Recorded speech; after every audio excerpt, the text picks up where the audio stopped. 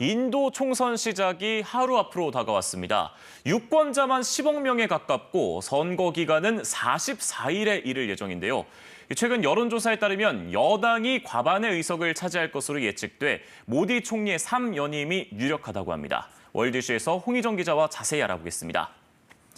자, 임기 5년의 연방하원 500여 명을 선출하는 인도의 선거. 의원 수도 그렇지만 인도의 인구 수를 생각하면 굉장히 큰 규모의 선거일 텐데 어떻게 치러집니까? 네, 14억 명이 넘는 인구로 세계 최대 민주주의 국가로 불리는 인도는 인구가 많은 만큼 총선도 7단계로 나눠 44일에 걸쳐 실시됩니다.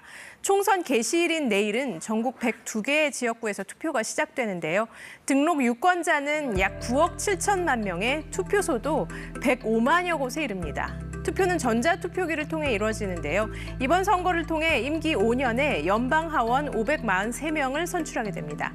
개표는 6월 4일 하루 동안 이루어지고 결과도 당일에 발표합니다. 이때 차기 총리 당선 여부도 알 수 있게 됩니다. 의원 내각제인 인도에서는 총선에서 과반인 272석 이상을 차지한 정당이나 단체가 정부를 구성하게 됩니다. 과거 문맹인 유권자들이 정당 상징만 보고도 투표할 수 있도록 배려했던 게 전통이 돼서 투표에서도 정당 상징을 사용하는데요. 집권 여당인 인도 국민당은 연꽃을, 제1야당인 인도 국민회의는 손바닥을 상징으로 사용하고 있습니다. 네, 의석 수도 중요하겠지만 무엇보다 차기 총리가 굉장히 관건일 것 같은데 먼저 여당에서는 독실한 힌두교 신자로 알려진 모디 총리가 3선에 도전을 합니다. 그동안 모디 총리의 업적 또 앞으로의 공약을 꼽아보자면 어떤 것들이 있을까요? 네, 올해 74살의 모디 총리는 집권 기간 인도의 경제 성장을 큰 성과로 내걸고 있습니다. 주요 공약도 일자리 창출과 인프라 확충, 또 복지 프로그램 확대인데요.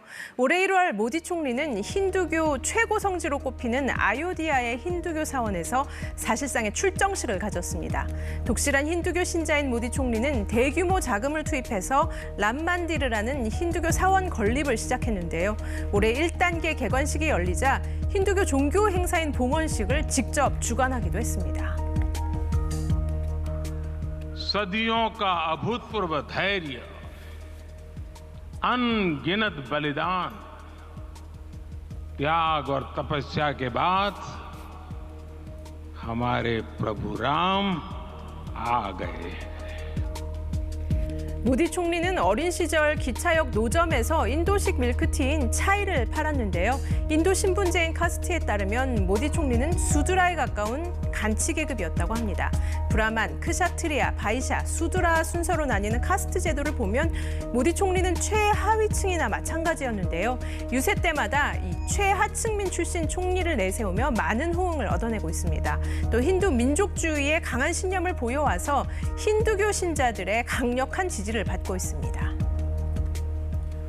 네, 최하층민과 힌두교의 지지를 받고 있는 모디 총리. 이번엔 야당으로 넘어가 보겠습니다. 야당 대표로는 라훌 간디라는 인물이 나서는데 어떤 인물입니까? 네, 모디 총리와는 반대로 제1야당인 인도 국민회의를 이끄는 라훌 간디는 인도 정치계의 명문 집안 출신입니다. 네루 전 총리와 인디라 간디, 라지브 간디 전 총리가 모두 가족인데요.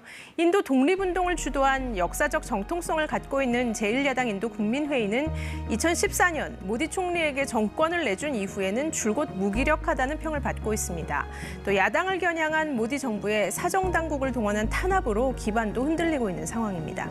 라훌 간디가 이끄는 인도 국민회의는 집권당이 인도 인구의 14%에 달하는 이슬람계 주민을 차별하고 배제하고 있다며 날을 세우고 있습니다. 실제로 모디 총리 집권 기간 이슬람계가 차별받는 일이 빈번하게 벌어졌는데요. 이 때문에 분열의 정치를 멈추기 위해 야당을 지지해달라고 호소하고 있습니다. 또 빈부격차와 대기업 중심의 정책을 비판하고 있습니다.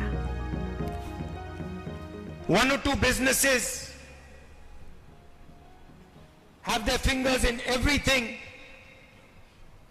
and the large majority of businesses, small and medium businesses, are being destroyed.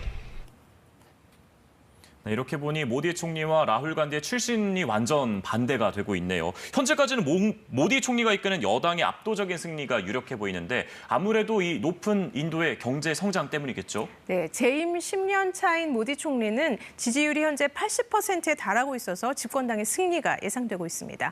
무엇보다 인도 경제를 세계 5위로 끌어올린 경제 성과가 유권자들의 마음을 사로잡은 건데요. a very large number of the same voter who would say they are feeling the pinch of price rise, but they would say, but this government is doing very well on account of various other things. 인도 경제는 세계적인 경기 둔화에도 지속적인 경제 성장을 이뤄내고 있습니다. 적극적인 투자와 제조업 성장이 경제 성장의 요인으로 보이는데요. 인구의 80%를 차지하는 힌두교도로부터 전적인 지지를 받는 것도 모디 총리의 재집권을 유력하게 하고 있습니다. 하지만 대기업 우선 정책과 빈부격차 확대, 또 치솟는 청년 실업률에 대한 우려도 나오고 있습니다. 또 이슬람 등 다른 종교에 대한 차별도 지속적으로 떠오르는 문제 가운데 하나로 꼽힙니다. 네, 우리와 문화적 교류도 경제 교류도 점점 활성화가 되고 있기 때문에 인도의 선거도 어떤 방향으로 나아갈지 관심을 갖고 또 지켜봐야겠습니다. 월드뉴스 홍희정 기자와 함께했습니다. 잘 들었습니다.